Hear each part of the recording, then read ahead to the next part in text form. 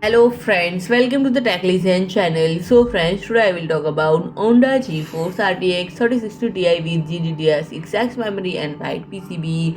So friend, it features all white design and friend, several manufacturers have transitioned their production to this particular model entirely with some unveiling fresh design, and friend ONDA has launched the Aegis RTX 3060 Ti 8GB GDDR6X variant characterized by its unique all-white aesthetic. Notably, this graphics card boasts not only a white shroud and backplate but also stand out due to its white PCB, still a relatively uncommon feature for mid-range GPUs. And friend, the RTX 3060 Ti boasts 4864 CUDA cores and boost clock that reaches up to 1665 MHz, and this means that it adheres to NVIDIA stock clock speed without any factory overclocking. And power-wise, the card is provided with two 8-pin power connectors and a standard feature across all G6X models. And according to ONDA specification, the card incorporates two 9 cm fans equipped with a fan stop function under specific undisclosed conditions, and it employs